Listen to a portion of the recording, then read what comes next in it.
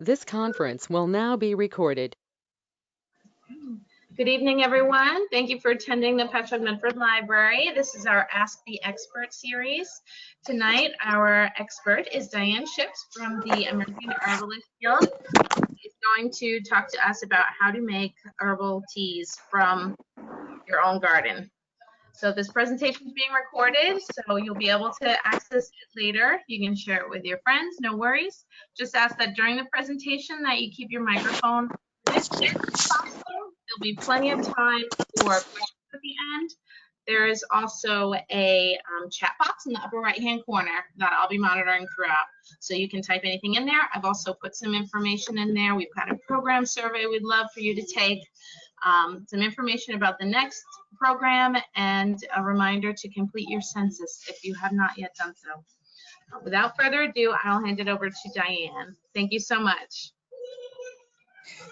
Well, good evening. As you have already heard, my name is Diane Ships. I am a member of the American Herbalist Guild and president of the local chapter. I've been making and using herbal medicines for about 17 years now. And if you've heard me speak before, you know that I consider herbal safety to be incredibly important, and it's too often ignored. There are a lot of really good books out there on growing your herbs for medicines or growing your herbs for tea or formulating teas for herbs. A lot of information that I feel to be important in understanding what you're doing is not found in those books. So we're going to begin with some of this. Herbs aren't benign. They're active, living things. They actively impact with your body. Actually, anything that you eat, drink, or breathe in or take in through your skin is going to have an impact on you. Herbs don't contain chemicals. Herbs are made of chemicals. Many of which will have an impact on our bodies when we absorb them through our skin, breathe them in their aromas, or ingest them. That's why we use them. We use them to have an impact. There wouldn't be any point to using them if they didn't have any effect on us at all. The same is true for food, and it's because of chemistry. Every living thing is a chemical factory. Like all matter, living things are made up entirely of chemicals. If it isn't energy, it's matter, and it's made of chemicals. Your house, your furniture, your car, soil, rocks, even water. Unlike most matter, the chemicals that make up living things are constantly changing. These changes control everything. How nerve cells fire, how red blood cells carry oxygen, how muscles contract and relax, how immune cells work, how we make and store energy, and more. Without these chemical reactions, the work that needs to be done to keep us alive just wouldn't get done. These chemical reactions need two things: raw materials and energy. Plants operate on what I call the unlimited trust fund principle. The sun provides all the energy that they need to take the basic elements that they get in the atmosphere and in the soil, and they make an astonishing array of rather really complex chemicals. These chemicals take part in the chemical reactions, again, that do the work of keeping the plant alive, and they include the nutrients, the medicines, and many more groups of chemicals that we haven't even identified yet. These are made to serve the needs of the plant. The medicines a plant makes depends on the challenges, stresses, and threats that the plant faces. And the chemicals that the plant makes will change depending upon what those needs are. They can change with the weather, they can change with the seasons, even the life cycle of a beneficial or harmful plant or harmful insect. Plants can make an incredible array of chemicals and will only make those that they need at the time. Animals operate on the it takes money to make money principle. We need to use energy to make the energy that we need. Herbivores modify the complex chemicals that they get from eating the plants to again make the chemicals that they need. For example, replacing the magnesium in a chlorophyll molecule with iron to make heme. The heme is used to make hemoglobin, which carries oxygen to our red blood cells. Other chemicals like vitamins we can use as is, but everything we use to make more chemicals. Those chemical reactions are what do the work that need to be done. Carnivores have the advantage of getting most of what they need from the animals that they eat, from their meat. They have different needs. They don't get to browse all day. They have to spend greater periods of time without food. They use their muscles differently, so they use their chemicals slightly differently. Omnivores like we are, we can get some of what we need from plants, some of what we need from meat, and some of what we need from both. And each type of omnivore will have a different set of what they can get from each of their food sources. This is how food works, and this is how herbal medicines are effective. This is why you can go to an herb to help you out with something. This is why herbs make medicines. They make them for themselves. And we are going to use any of the raw materials available to us, any of the raw materials that we get from the plants that we eat.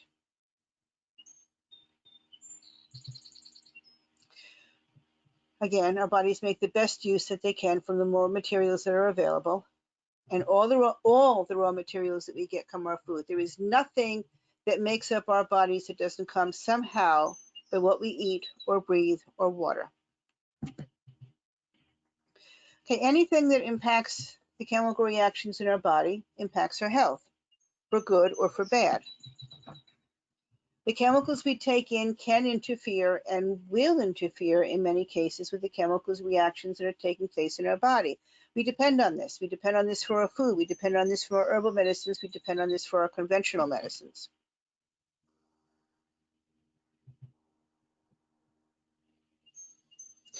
Fortunately, we know enough to go on with now. This can be a very complex situation, but we know enough to go on because it can get very complicated.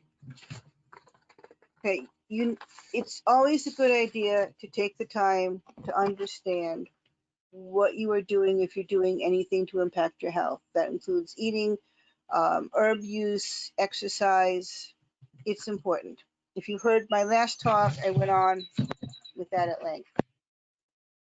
Okay, many of the phytochemicals have a perceivable impact on the plant. Some give the plant or fruit its color, or its scent, or its mouthfeel. This is why we're told to eat the rainbow. The more colors you eat, the better the chance of you getting a wide variety of the phytonutrients that you should be getting. In terms of mouthfeel, think of sucking on a lemon. Okay, some aspects of herbal safety are obvious. You don't want to use herbs that you have an allergy to. You don't want to use herbs that interfere with the medication you're on. You don't want to use herbs that can worsen an illness or a condition that you have. Some herbs are more food-like and safe. Other herbs are stronger. You need to use them carefully under the supervision of a clinical herbalist. The beauty of herbs is that they are as individual as we are. For the herbs that you consider growing, a good herbal book can give you all the warnings and cautions that you need about the herbs that you're considering for your garden. Okay, now out of all the herbs with similar properties, there will be a few that are particularly suited for you, and that implies that there will be some that are not. And that brings us to energetics. Energetics is one of those things that can be simple to explain, but really hard to master. As a person's needs change, so can the herbs that are better for that person. That can be from day to day. That can be as their health condition changes. That can be even according to the weather sometimes. The idea is simple. Every system looks at certain ranges like hot, cold, moist, dry, lax, tight. Hot, cold, and moist, dry are the only two that we're going to consider because they're the only two that really impact what we're doing with herbal teas. Now, we all know people who can be hot, it can be cold. We all know people who are constantly turning up the thermostat or turning down the thermostat.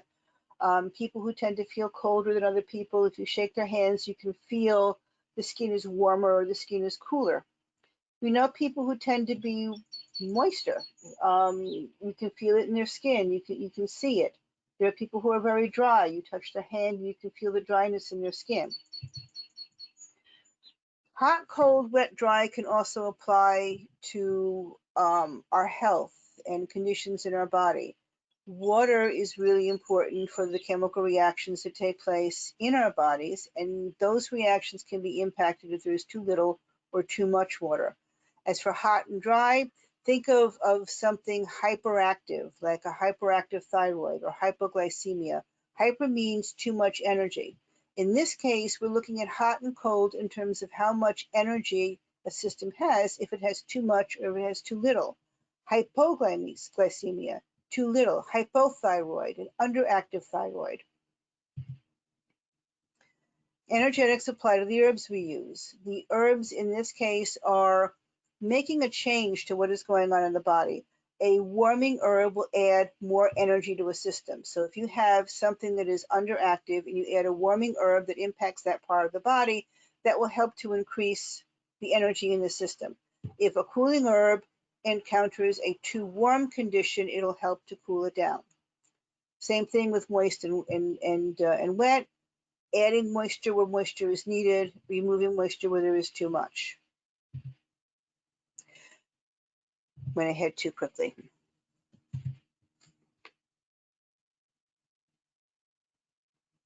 Okay, and herbs energy can change the energy levels in our bodies, speeding things up or slowing things down. There is no point in drinking a cup of tea that's going to make you feel worse after the fact. And this is why I'm bringing up these two aspects of energetics now.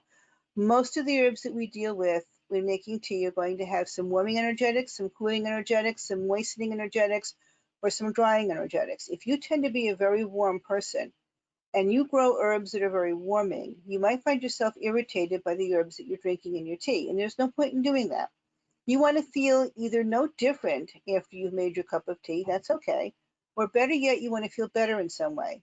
Think about feeling chilled and drinking a cup of tea that not only is hot because it's a hot cup, but the herbs in it are warming. It speeds up the metabolism in your body, increases the circulation, warming you up from the inside in a way that surpasses just having something warm in your hands. If you're feeling, if it's very dry throat, and you take a moistening herb that tends to impact the throat area, that herb will help to moisten, will help to soothe, will help to deal with the irritation, will help you to feel better. And there'll be one that I'll be talking about later on in particular that is, you might surprise you when you hear of it, and it's a very common herb used by singers and public speakers because of how it does soothe the throat.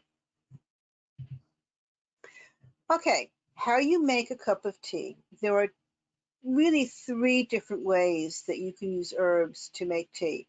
One is called a decoction. You use a decoction when you're using roots or bark or berries, a hard matter. Decoction is adding your herb to room temperature water, bring it to a simmer, bring it to a boil, let it boil for, or actually bring it to a simmer, let it simmer for half an hour, an hour. If you really want a strong decoction, you can simmer it down till the liquid is reduced by half. An infusion is used for leaves and flowers and softer materials. That's your typical, put your herb in your cup, pour over your boiling water, and let it sit and steep for a while. You can use both when you make a cup of tea. You can use both because you start making your decoction, and at the end, when you take it off the heat, you add your infusion herbs and let it steep for 20 minutes, half an hour, an hour. You can let your herbs steep for a very long time if you want greater medicinal action from them. I'm talking about adding herbs for decoctions and infusions because when you talk about the energetics of the herbs, you can talk about making formula with these herbs. If you have an herb that is warming and you really like that herb, but you tend to be a warm person and drinking tea made from that herb irritates you, you can mix that herb with a cooling herb and get the flavor that you want and not have the irritation. You can mix all kinds of energetics. A very hot herb might require a cold counterpart, several cool counterparts. A warm herb may not need to be cooled down quite as much. A slightly warm herb might be fine for you. This is part of what goes into formulating as well as the flavors, to put together something that's going to make you feel good when you're drinking that tea and not make you feel uncomfortable because you weren't aware that the herbs that you're growing don't work well with you. Okay, some herbs for your consideration. Bee balm. Bee balm is in the mint family. Oh, if you see on the top, you see the common name bee balm, and underneath it in italicized, you see what's called the scientific name. When you order herbs for your garden, you want to order it by the scientific name. Common names are just that common. You can have many very, very different herbs with very different properties that have no relation to one another, have the same common name.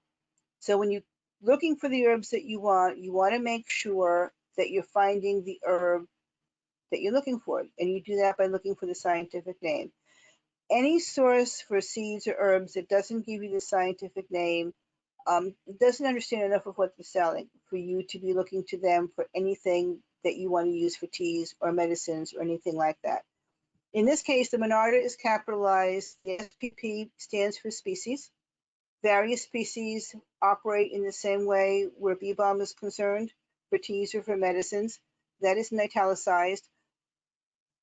What you see later on is some more examples of the scientific name. All right. Bee balm is warming. Its flavor, why didn't it change on my screen? Do you see the picture still, or do you see the words? There we go. Sorry about that. The flavor is similar to oregano and thyme. It contains many of the similar constituents that oregano and thyme both contain. You use the flowers and the leaves, and there really aren't any cautions involved with bee balm. You want full to partial sunlight. You want to water it regularly if it's in full sun. If it's in shade or in really moist soil, you want to pull back on the water. It likes rich, semi-moist soil, and you want to harvest it just before or just as it flowers.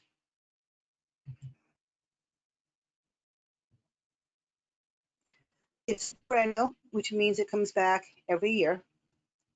It grows best in zones 4 through 9.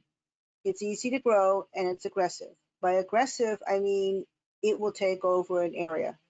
You want to plant it either in a pot, in an area where you don't mind it takes over completely, or you may want to plant it with other similarly aggressive plants and let them duke it out, so to speak. It likes full to partial sunlight. We just talked about that. Calendula. Now here you see Calendula officinalis. This is considered the common official plant in the Calendula family. There are many species of Calendula. The officinalis, the subspecies name, is always lowercase, and the entire scientific name is italicized. Do you see it? No, I'm still on the bee balm slide. It seems to be, There it there is. you go. It seems to be lacking. That's an example of a calendula. Calendula, and here's another reason why you want to take a look at the scientific name. Calendula is also known as pot marigold. And there are many people that confuse calendula and marigold and think that calendula and marigold are different names for the same plant. They're not. They're two very different plants. So if you're looking for a calendula, you want to make sure that that's what you get and not a pot marigold. There are many species of calendula. They can look, there are some beautiful calendula flowers. The Calendula officinalis is the one that you want to use if you're looking for medicinal properties. If you're looking for it for tea, you can look at other types of calendulas and enjoy the beauty of their flowers as well. You will get some of the benefits of the herb medicinally, maybe not as many, but that may not be something that you're concerned about. Okay, calendula is cooling. Okay, still waiting for it to catch up. There you go. It's cooling. The flavor is from spicy to bitter and tangy to peppery. You use the flower heads and the petals. You can use the entire, go back one.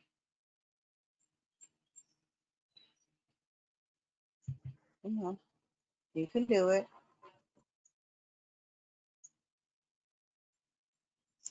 There you go. You can use that entire flower, including the center part, which looks kind of iffy when you dry it, but it's part of the medicinal part of the plant.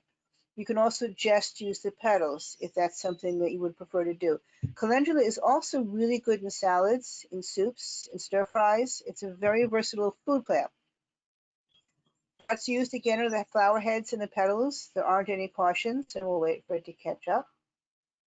These are all, by the way, the herbs that I chose for this presentation are all really safe herbs. There are some that some people might find irritating. There's one or two that you want to be careful about the medicines, but for the most part, these are all safe herbs to use. And we're waiting for it to catch up.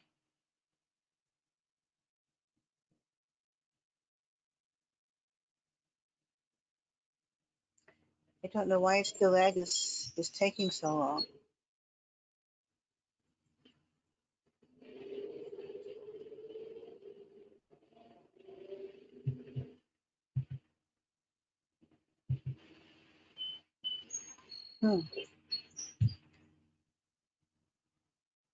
Have you had much lag today, Crystal?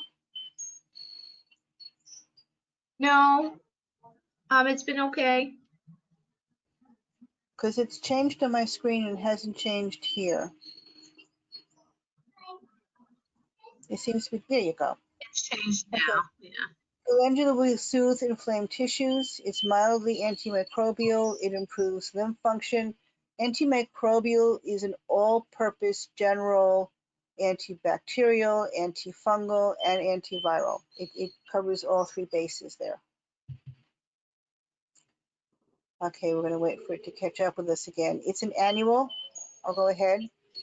Another easy to grow herb. It's an aggressive self-starter where seeds are concerned. It doesn't spread through the root system like many of the others we're going to be talking about, but you want to keep the flowers cut, maybe leaving a few, because it will aggressively self-seed itself. It needs full sunlight. You want to water it regularly. It needs good drainage, good soil, and you regularly harvest the flowers to keep the plant producing and to plant it from reseeding. And we're done with the slide, and we're waiting for it to, I'm just going to pass it and hope it all catches up with me in a minute.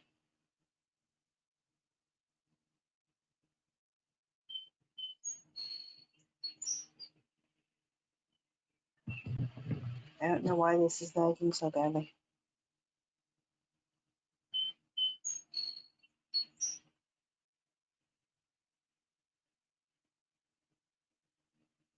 Here we go. Catnip, the Patchogue-Medford.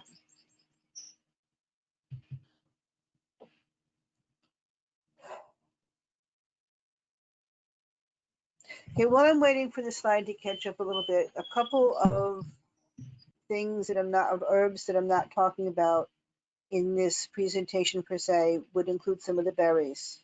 We talked about phytochemicals. Well, there we go. I'll get back to the berries in a minute. Might as well fill in with some stuff while we're waiting for things to catch up. Catnip is cooling and drying. Its flavor is aromatic. It's minty, pungent, a bit musty. Parts used are the leaves, and it's not just for cats, it's for us too. You don't want to use it during pregnancy. That's one herb that's perfectly safe, but not in that situation. It improves digestion. It eases colic, intestinal cramps, bloating, helps with motion sickness, and is a sleep aid.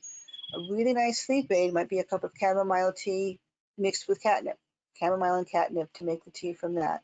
I used to make, I had a dog that passed away about a year ago, but he used to get motion sickness, so I made him catnip biscuits. And the biscuits kept him from getting motion sickness when he was in car rides. And we're going to wait again. Berries are full of antioxidants, which is a form of phytochemicals that most people are familiar with. And we'll get back to those in a minute. Catnip is a perennial. It grows best in zones 3 to 7, requires full to partial sun, relatively low water, likes a good soil, but it can be picky, and you can harvest leaves at any time. Now, this brings up a point. We talked earlier that herbs will produce phytochemicals according to what their needs are. So some of the herbs that we're going to be talking about will require a little water, sandy soil, poor soil. If you give them a really good environment to grow in, they're not going to have much need to produce some of the phytochemicals that we're looking for. It's these phytochemicals that produce the taste that we've gotten used to in the herbs and spices that we cook with and that we make teas with. We began using these herbs and spices way back in ancient history because of their medicinal properties and developed a taste for them. If you don't grow your herbs correctly, or if you don't grow them with the right stressors, they're not going to produce the chemicals that you're looking for that give you the flavor that you're looking for. And catnip is one example. You don't want to overwater it. If it gets too much water, it doesn't produce some of the phytochemicals that it uses to deal with less water. And in fact, some of these herbs are adapted to less more difficult environmental situations. Some of them actually will not do well if you put them in good soil, in high sunlight, and you water them properly. All right, relatively low water likes good soil, but it can be picky. You can harvest it at any time during the season. And now we're waiting for the chamomile to show up. Okay, this is German chamomile. Chamomile also comes in Roman chamomile and a number of other species. The German chamomile and the Roman chamomile are the most commonly used. It's slightly warming. It has a light apple-like, slightly bitter taste. You use the flower heads. And we'll show you some dried chamomile flower heads in a little while. It's very safe, but if you have an allergy to the daisy family, it can trigger your allergies. It calms the nerves, it eases anxiety, improves digestion, eases spasms, helps with teething pain, and it helps with sleep and relaxation. Again, chamomile and catnip together make a very nice sleeping tea. You may even want to add some lavender to it. It's an annual. It can self-seed. It's easy to grow from seeds or plugs. Oh, it's still catching up, sorry.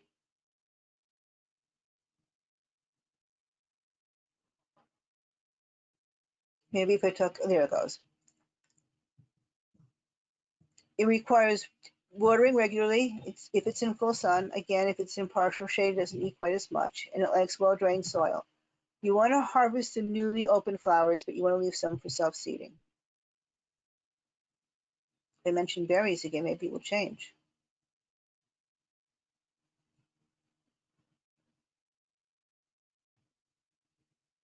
I do want you to see the pretty echinacea flower.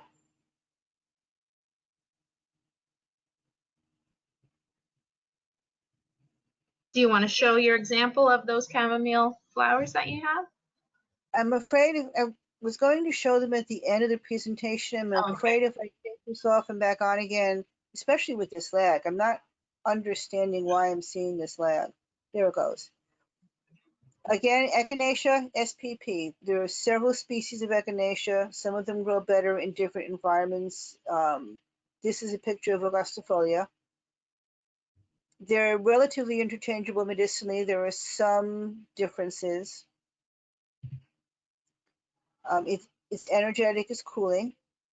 Okay, we're waiting for it. Okay, Swedish, woody, pungent, with a tingling sensation. That tingling sensation, again, comes from some of the phytochemicals that are used to help boost the immune system. So you're looking for that tingling sensation in fresh or properly dried echinacea. The parts used are the roots, leaves, and flowers. Now, traditionally, when you look at echinacea, you might see that it's the roots that are used. The roots should be 3 to 4 years old, which wouldn't make echinacea a good candidate for a tea garden. But here's the story with echinacea. When people first got to this country, we're talking about nomadic groups, Paleolithic, small family groups, following the animals and trying to figure out how to use the plants that are going around them in their new environment. And one of the ways they did that was by following the bears. Bears tend to have very similar digestive requirements that we do, affected by most of the same poisons, getting nutrition from many of the same plants. So the ancestors of the American Indians followed the bears. Most of the herbs that are used that grow here that don't grow in Europe, we've learned from the Indians to use the roots, the bark, and the berries. Since then, we've been looking closer at some of these herbs like the echinacea and realized that many of the same constituents, the same phytochemicals that we find in the roots, we also find in the leaves and the flowers, maybe not quite as strong. So if you would be tempted to, if you would be using, say, an ounce of root in your tea, you might want to use 1.5 ounces of the leaves and the flowers. So this makes echinacea a good tea garden plant. You can use the leaves throughout the summer, use the flowers as they're beginning to bloom. Another very safe herb. It fights infections. You want to use it at the first sign of a cold or a flu. It improves lymph function. And many of the herbs that I'm talking, all the herbs that I'm talking about have a much wider variety of effects than what we're able to cover in the slides. So look up what these herbs can do when you consider the herbs for your garden. And we're waiting. It's a perennial. It grows best in zones 3 to 9. Again, there are varieties of echinacea that grow in drier and cooler and warmer areas. It requires full sun. It's a regular landscaping. It's easy to grow. You use relatively low water. Poor, slightly dry soil. If you give it better soil, you won't get the constituents you're looking for. You harvest the roots in the 3rd to 4th year, but you can harvest the flowers as they bloom and leaves through the summer. Holy basil, or Tulsi, comes from India, so it's a hotter, drier liking plant. Its energetic is warm to neutral, has an astringent, sometimes bitter flavor, floral and peppery notes. You use the leaves and the flowers. It's very safe, but it can make some people feel anxious. Even though it helps to deal with anxiety and stress, in some people it can increase feelings of anxiety. This is one herb that you may want to buy from a reputable supplier and try before you decide to grow it in your garden. Again, you don't want to grow herbs that don't make you feel right. For some people, it can be too stimulating. For most people, it's calming, soothing, helps with anxiety and grief, helps to keep the mind keep focus. Tulsi is an adaptogen. An adaptogen is an herb that helps the body deal with stress. It's an herb that you take long term, and Tulsi is a really good example of an all-round adaptogen.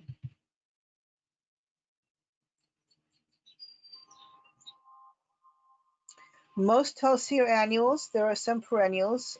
Some it depends upon the environment you're growing in. It's a heat-loving plant. It's aromatic. It requires full sun, regular watering, and good, well-drained soil. Lavender. Calendula augustifolia is the lavender that you use for tea and for cooking with and for ingesting in food.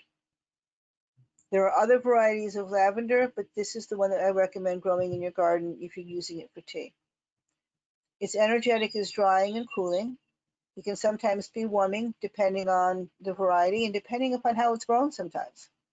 The flavor is sweetly aromatic, slightly bitter, and floral. The parts used are the flower buds. Let's see if we can do this without creating a problem. Go back to the other picture. You'll notice when it decides to refresh that these flowers are open. I'm going to go back to the other page because there you go. The flowers are open. You don't want it to get to that point. You want it to harvest it when there's still buds before they open up. It doesn't agree with everyone. Not every herb does, and you want to avoid it during pregnancy. It's good for sleep. It's a digestive aid, can help with some forms of depression, relieves anxiety and tension. Again, lavender, chamomile, and catnip together make a really nice tea for sleep. It's a perennial. It grows in zones 5 through 8. Doesn't do well in well cared for gardens. It doesn't like good soil. It doesn't like too much moisture.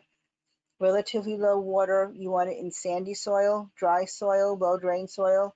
You want to cut the stems to harvest. You cut the stems before the buds open, and you let the buds dry on the stems. This is one of my favorites, lemon balm. The picture shows up. Lemon balm is in the mint family. It's another herb that is very aggressive in its growth habits, and it has a slightly minty taste. Melissa officinalis, this is the variety that you want to use in your teas. It has a cold, dry, energetic, light, lemony, slightly minty flavor. It's the leaves that you use, although there's no real reason why you couldn't use the flowers if you wanted to. It's considered one of the safest herbs that you can use. Some people will find it a bit too drying or stimulating. It supports the nervous system in so many ways. It's a calming herb. It deals with anxiety. It lifts the spirit, quells heart palpitations. It tastes like sunlight to me and sunshine to me.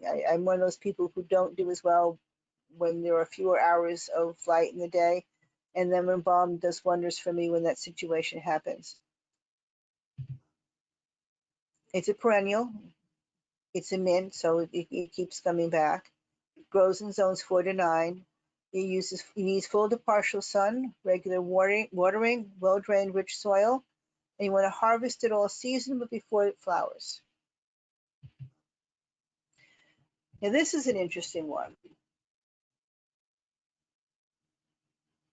When they decide the marshmallow plant. The marshmallow plant has an interesting history. In ancient Egypt, it was used as a medicine for the throat, for any kind of throat situations. The roots would be pounded and mixed with honey. It was saved for the royalty and the upper class. Nobody else was allowed to use it. When Europe got a hold of what the Egyptians were making with marshmallow, they turned it into a confection. It was very popular throughout Europe, but making real marshmallow is kind of like making a souffle. It takes time, it takes energy, you got to pay attention to it, and it isn't guaranteed to come out right. So in the 1800s, somebody decided to make this out of gelatin and eggs and such, and somebody else developed that puff machine, and the marshmallow of the supermarket was born. But originally, marshmallow was made from the marshmallow plant. It's cool, it's moist, it's slightly sweet. It doesn't have very much of a flavor though at all. You use the roots, the leaves, the flowers, and if you use some of the other mallows, there are about 200 different kinds of mallows that grow in the world. Some of them will have seed pods that are also used. It's very, very safe. The root may be irritating to some people. The marshmallow is called a mucilaginous plant, which means if you've ever put chia seeds in water and seen it thicken up, that's what marshmallow will do with the water. That thickening can interfere with certain people, for example, if they have an irritated gastrointestinal tract. Other than that, it's a very safe herb. If you use it in a tea, it gives the tea a very velvety, smooth mouthfeel. It's really good for easing dry throat, dry mouth, and it's good for the gastrointestinal tract. It's used very frequently in digestive issues, as long as you don't have an overgrowth of the bad bacteria or candida or something that the root will interfere with. In that case, you use the leaves and the flowers. It's a perennial. It grows in zones 5 to 8. It can grow to 5 feet or more. You want to grow it in full to partial sun. It needs relatively little water, which is interesting for something that is so moistening. Poor to good soil. You harvest the leaves and freshly open flowers. You dig the roots in early spring or late fall, and you want to dig the roots from strong, healthy plants. You may want to let some plants grow into the second year. Now, everybody grows mint for tea. There are many, many different types of mints: peppermint, spearmint, chocolate mint, orange mint, lemon mint, ginger mint. Many of them are similar in flavor, but will have the flavor that are in their name. Mint is aggressive; it will spread. We've been talking about some of the other mints that we talked about, like bee balm and lemon balm. If you want to grow different varieties of mint, you want to grow them separately. If you grow an orange mint and a lemon mint together in the same area, they will, over the course of a couple of years, all develop the same flavor. You will no longer have them separate as orange and lemon. So you want to grow them in different areas so they don't self-hybridize in a sense. Mint is generally cooling. Some varieties can be a little bit warming, and again, depending on where and how it's grown, it can be a little bit warming. It's sweet with a cool, lingering effect. You use the leaves. There's no reason why you can't use the flowers if you wanted to. It can aggravate acid reflux, especially the stronger menthol varieties like peppermint and chocolate mint. It's used to release gas, spasms, bloating, muscle tension, and improves digestion. It uses acid reflux for some, but it can interfere with acid reflux for others. It's a perennial. It grows in zones 5 through 9. It's easy to grow. It's aggressive. You grow it in full or partial sun. Requires regular watering, good soil. You can harvest it at any time.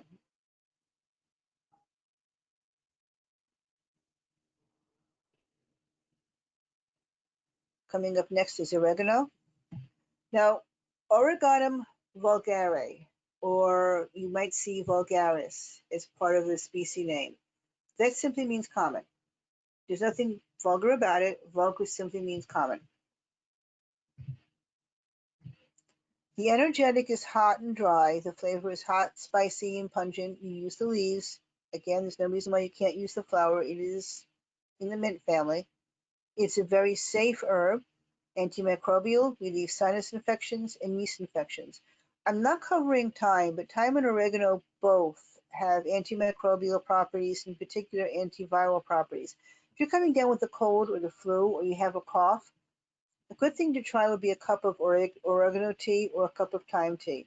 You want to use at least a tablespoon of fresh herb or 2 teaspoons perhaps of dried herb.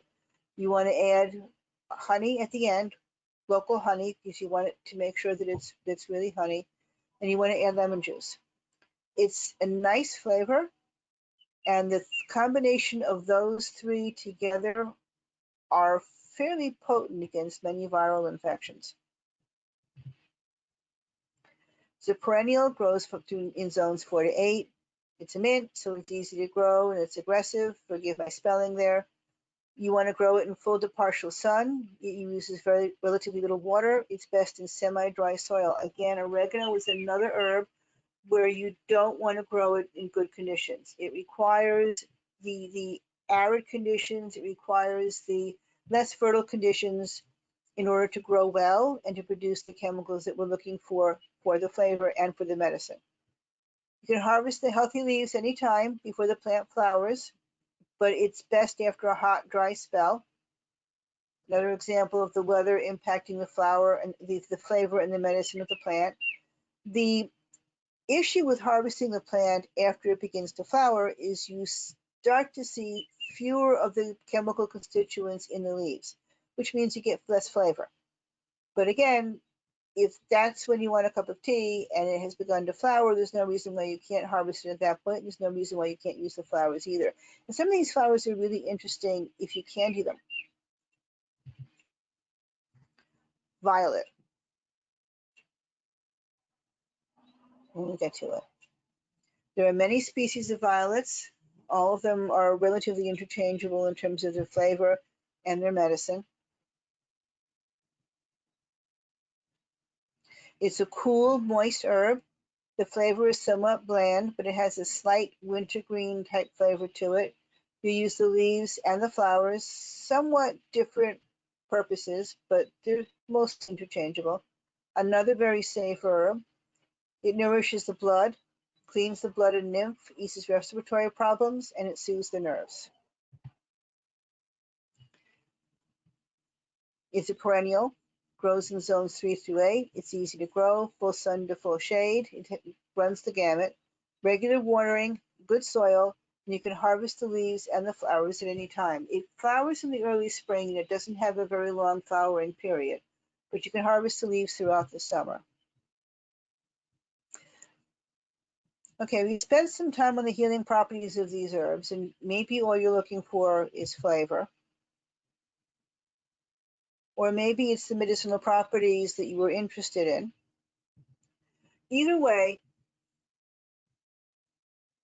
there's no reason why you can't consider the properties of the plant when you decide what kind of a cup of tea that you're looking for. You don't really treat these as medicines for the most part. These are culinary herbs. These are safe herbs. These are food-like herbs. There's no reason why you should consider, oh, I should have a cup of tea every day for benefit from the properties. Anytime you have a cup of tea with these herbs, anytime you have a good meal with nutritional food, you are going to see the benefit in your body. Well, you may not notice it that much all the time, but it's going to benefit the body. Every little bit helps. Every cup of tea helps. Every good meal helps. Go ahead and enjoy them. Enjoy them as you feel like it. Enjoy them as what you feel you want at that moment. That's what's going to benefit you at that moment.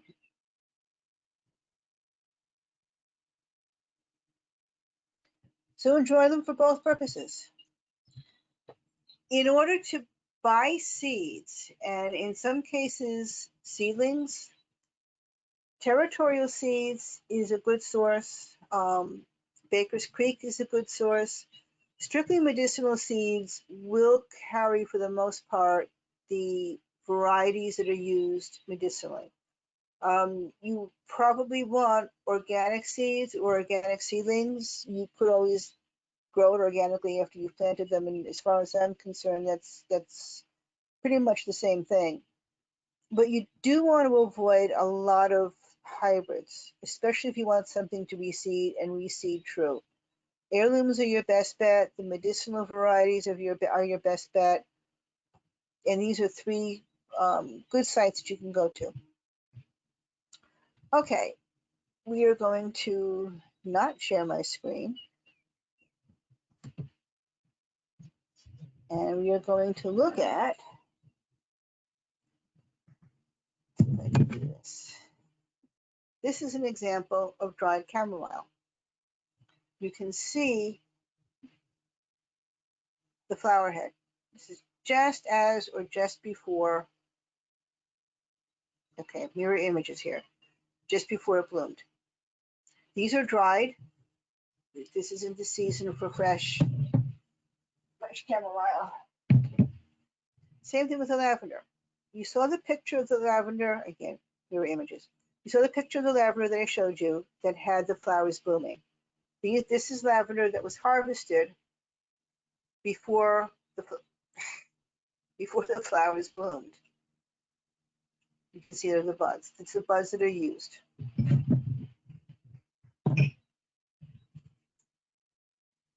This is some lemon balm from my little lemon balm plant that I'm hoping to get big and bushy this year. And this is going to wind up in my teacup later on tonight.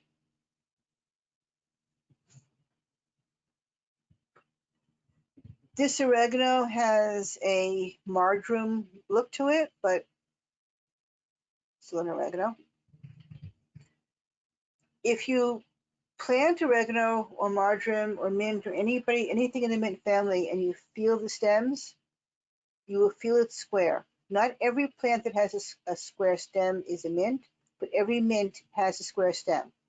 If it has a square stem and you feel the leaves and get an aroma that's familiar to you, the chances are what you have is a mint.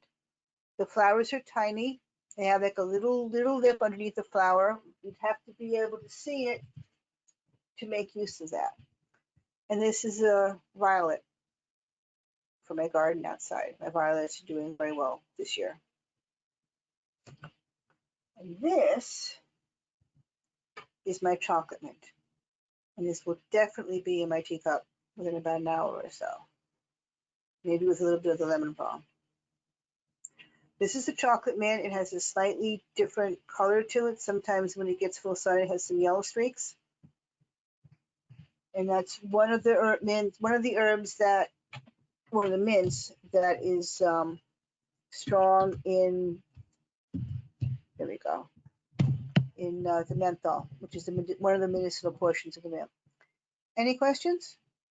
We kind of ended up a little early. It's just about 8 o'clock.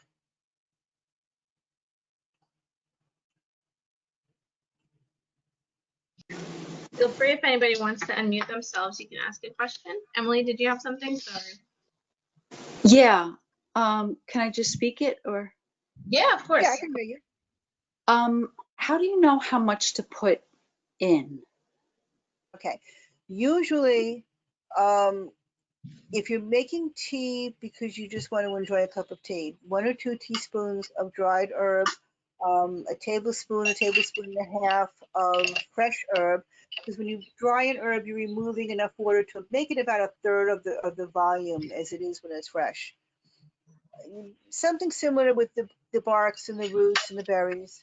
If you're looking for it for medicinal purposes, you'll want to look up what the dosages normally are. Okay. Now that's a rule of thumb.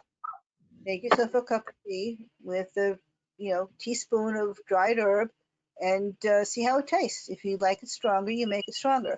Again, these are safe to use herbs. You don't have to worry about making too much. Okay.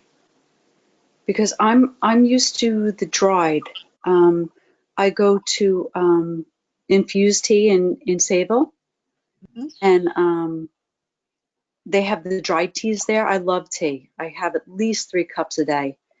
I've never dealt with the fresh. So Okay.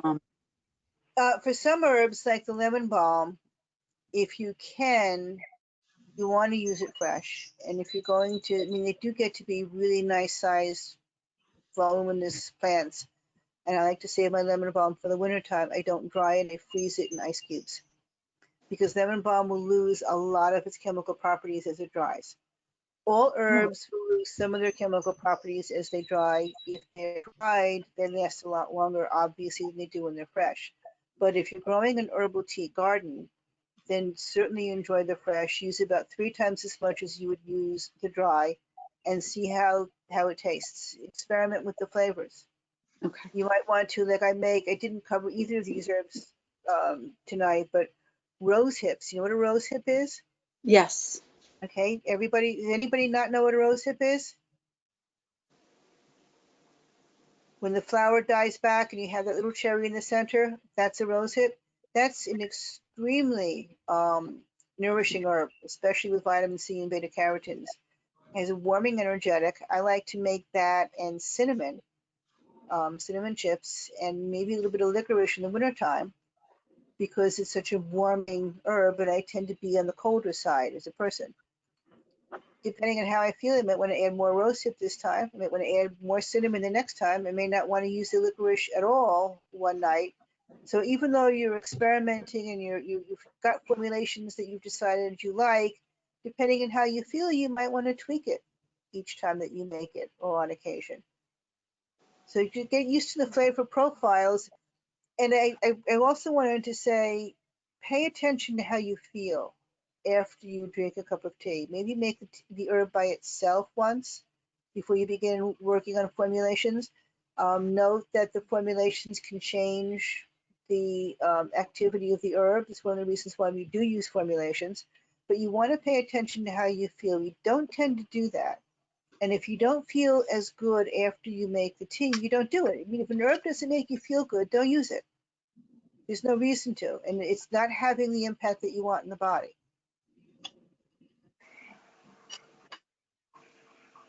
Any other questions?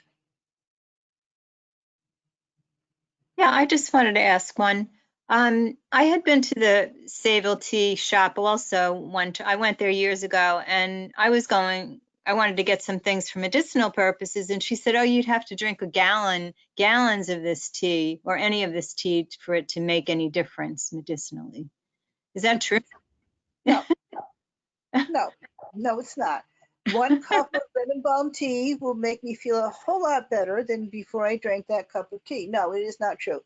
How much of an herb that you need for medicinal purposes, and I'm going to put medicinal purposes in quotes, depends on the herb. For some herbs, you would need a lot. None of those herbs are on this list. For some herbs, a very, very, very tiny bit can have a huge impact, and it may not be an herb that's suitable for tea for that reason. But most of the teas here, any amount of tea is going to have a medicinal effect, even if it's slight. For a more medicinal effect, this is an example, a cup of oregano or thyme tea with lemon and honey, maybe 3 or 4 cups a day. If you're feeling a cold or flu coming on, maybe make it a tad stronger than you otherwise would. That's medicinal. And that's certainly not gallons. It's strong enough to give you an impact at that level. The same thing with echinacea. Drink 2, 3, 4, maybe 5 cups of a good strong echinacea tea the minute you feel something coming on. But you don't need gallons. You absolutely don't need gallons. Okay. There are a lot of, I mean, I know I lost a couple of people in this presentation, but there are reasons why I go into the background of things that people don't understand the whys and the wherefores, and I think that they should. There are a lot of people that are making assumptions and that are telling people things that are just not true, and that's one example of it.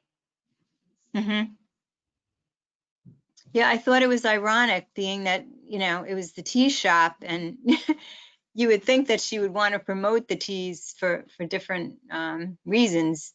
It's probably good that she didn't. And maybe she realized that. Maybe she said that so that she wouldn't be asked questions about the medicinal properties if she didn't know the answer. And that was responsible. I mean, maybe she could have done it a different way, but you shouldn't be talking about the medicinal properties of something if you don't know what you're talking about. And if you're not prepared to answer questions like, I really thought that I would like the licorice tea, another one of my favorites, I have to say. But it felt irritated after I drank it. Why? And if she doesn't know how to answer that question, if she doesn't understand anything about the energetics of it, it's probably best that she not promote an aspect of her product that she doesn't understand enough. If it can impact your health, it can hurt you as well as help you. Bottom line, you want to be aware of that. Like I said, herbs aren't benign. Right. It's a shame because I would guarantee you that, well, not the bulk of what she was selling, everything that she was selling had a useful purpose. I mean, black tea, green tea, white tea, tea that comes from the actual tea plant is medicinal too. For that matter, so is coffee. Coffee is a tea. It's just brewed differently. It's a plant, right? Right. Okay. Thank you. You're welcome. Any other questions?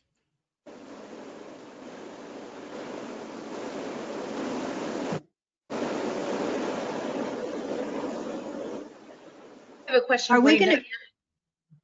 I'm sorry. Somebody have something they want to ask? I was just going to ask if we're going to have is there a handout? I thought you said there was some information that you were posting or something. You want to make sure we got it, or maybe just visual presentation that you were talking about. It's been recorded and will be available. I was not thinking in terms of a handout.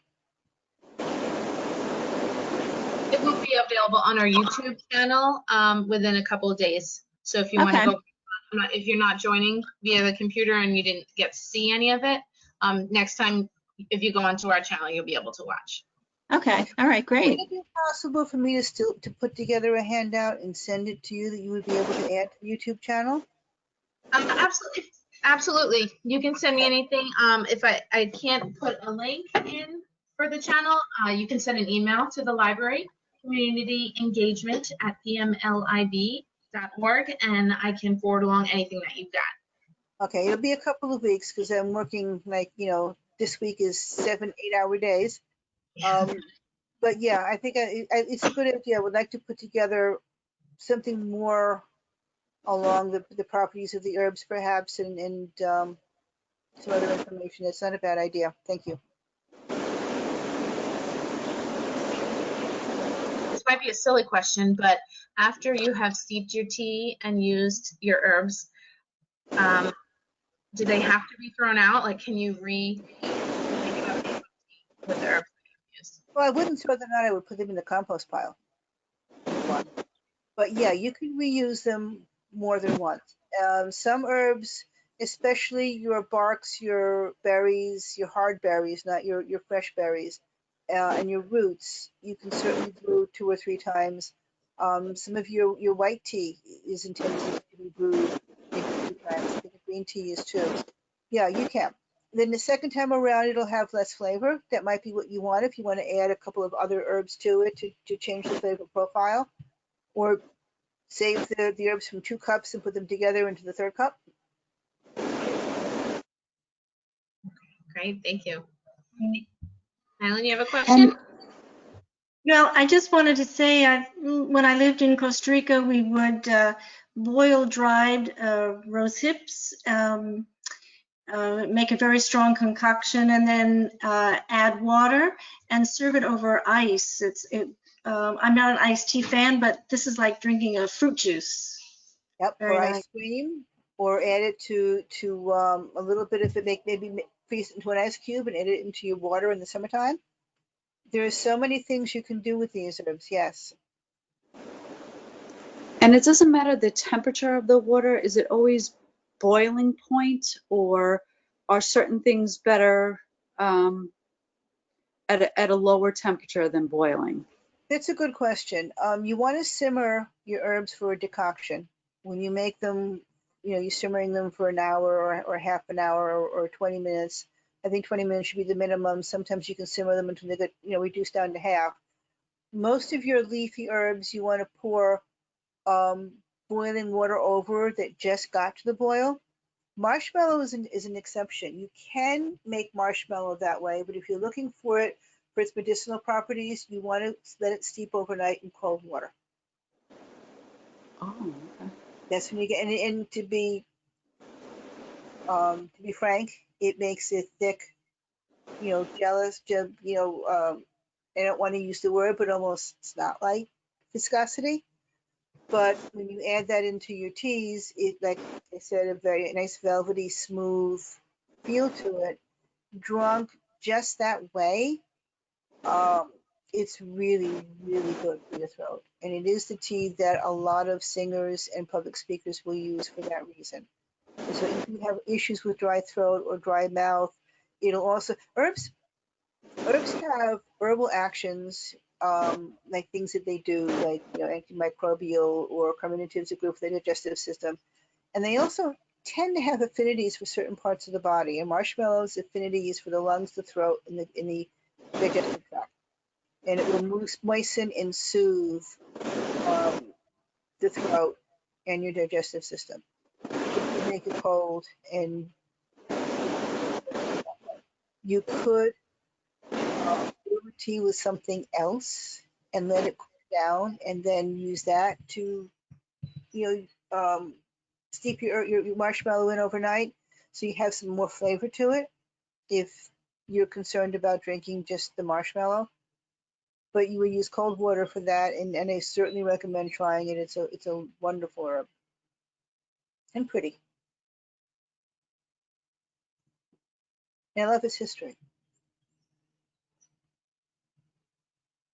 Oh, I was going to mention berries before. You always hear, this exotic thing from somewhere else is the best that there is. Well, the most potent antioxidant berry that there is the blueberry. So in this case, we're the ones growing the exotic berry that somebody else will be importing in. If you have room in your garden for berries, and most people have room for strawberries, if you can grow some raspberries, if you can grow some blueberries, these are great additions to tea. They're great in terms of their medicinal properties, their antioxidant properties, and they're great in terms of flavor. They will sweeten the tea very often. So you can use the crushed berry. And here's the other thing: when you use herbs in tea, and I should have mentioned this before, and I'm sorry, you want to macerate it. When I take this stalk of mint, I'm going to strip down the leaves. I'm going to put the leaves together in a ball and slice it all up before I put it in the tea. I might put it in mortar or pestle a little bit and give it a couple of chops. The same thing with the berries. You want to slice them. You want to smash them. You want to break the cell walls a little bit to let the hot water get into them better and pull out the constituents. You don't want to just throw in a whole leaf. You can do that with the berries, and it adds some really, really, really nice flavor. If you are into things like dehydrating, you can make mash them up. Make like a strawberry or a blueberry or a raspberry or a combination leather, and then add that leather to your tea, and let the leather dissolve while the rest of the herbs are steeping. That's also an idea that you can use.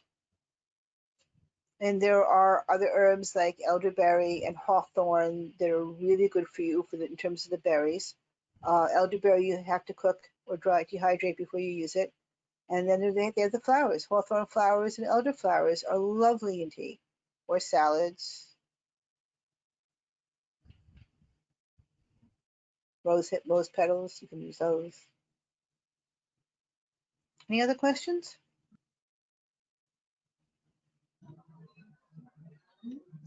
Last call for questions. Emily, you're You have muted. to unmute yourself. There Okay. you go.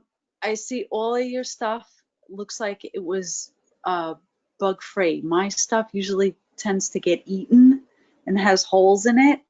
I was wondering how you do that Well, first, if your bugs organically. get a little bit of a bite out of your leaves, it's no big deal. It's not going to hurt you to use the leaves.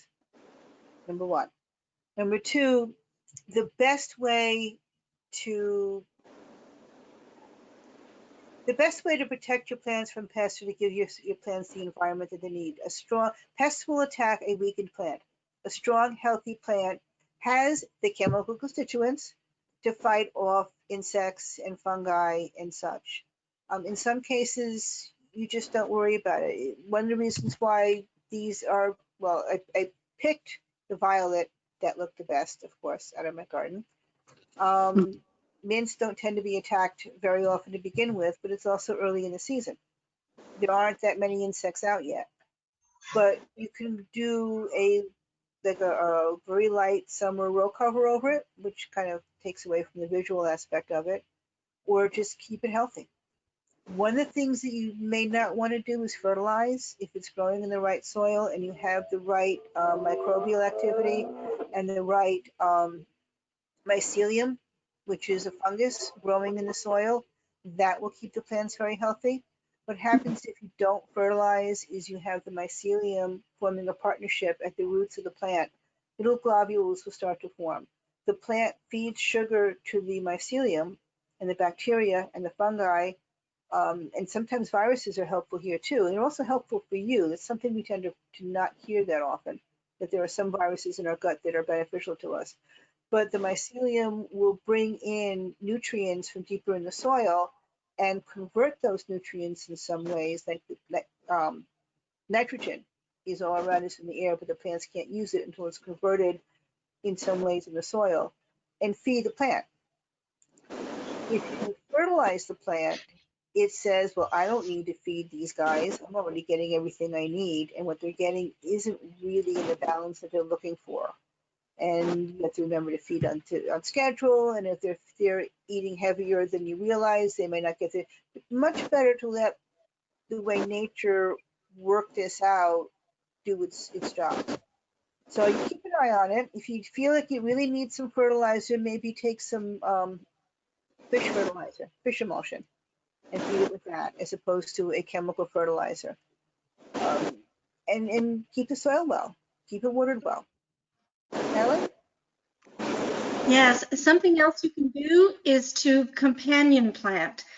There are plants that do well together. So, for example, your basil, you can plant with your tomatoes, and they keep each other healthy. Oh, good. Okay.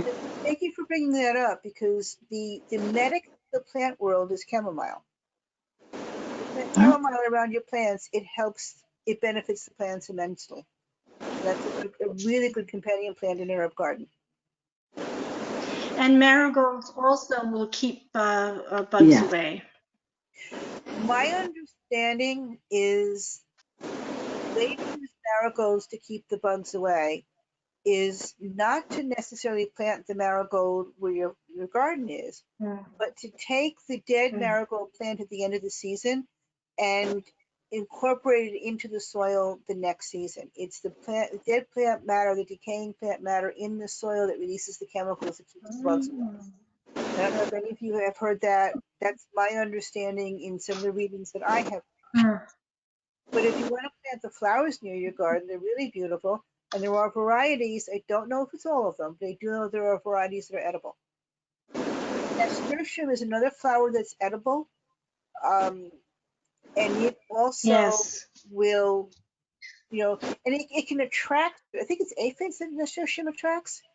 It'll attract certain bugs to it. So you may want to grow some sacrificial plants over the side and let the bugs have their way with that, and then take more care of the plants. Maybe stress those other plants so they're weaker, and the bugs find them, a better source because they're not going to defend themselves as well. I hate to do that to a plant, but and then your garden that you want to keep for your own use will have fewer bugs attacking it. Nasturtium's a good plant to put in the sacrificial garden. I love that program that PetMed has with the seeds, the seed sharing. Oh my goodness. And with the shutdown, I even got them mailed to me. It was fantastic. Yeah. Oh, such a great program. Love it.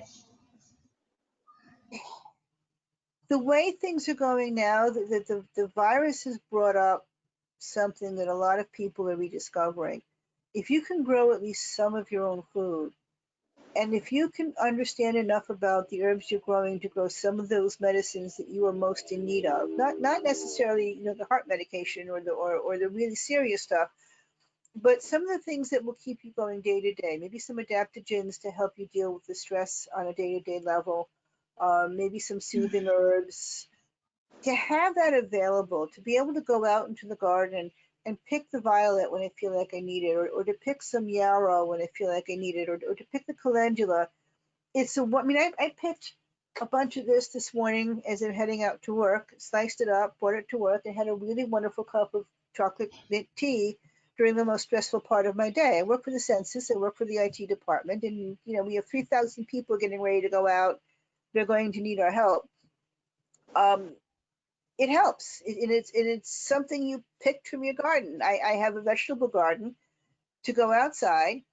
It's too early for tomatoes, but I can pick some lettuce, and I have mustard greens that I pick, and I have radishes growing too close together, so I pick intermittent as some of the smaller ones, and the other ones get to grow bigger. That was intentional.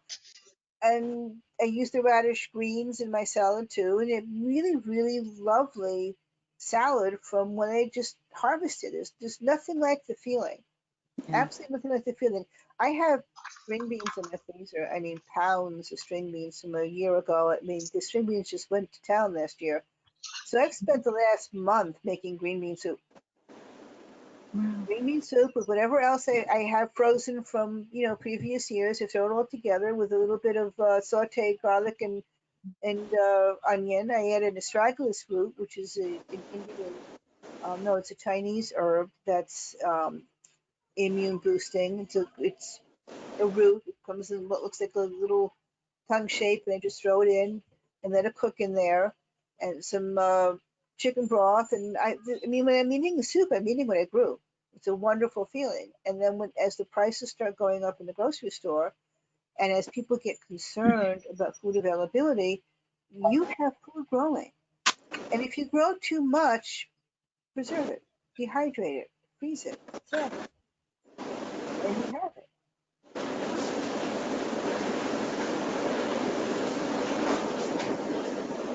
I know. I go up on tangents. I'm sorry. Any other questions? Thank you very much. You're welcome. Thank you. This was very nice, Diane. Thank you. You're welcome. Emily. You're very welcome. Crystal, good night. Yes, good night. Thank you so much. Good luck in your endeavors. Again, I didn't want to cover too much about the plants and the growing habits, because that's something you can get anywhere. But now, as you read your books and you're reading about the plants and you're thinking about what you want to grow, you have background information. You have questions that that you might want to be asking in terms of how this plant's going to be used by you, and whether or not it's a plant that's going to be good for you, or it's one that you find that you can't use because it irritates you in some way. And it's that kind of background that you don't normally get that I was hoping to give everyone. Always helpful. Thank you so much. You're welcome. Thank you. Have a Have a great night. Good night, Everybody have a everyone. great night. Good night. Good Bye-bye. night. Good night. Thank you, everybody.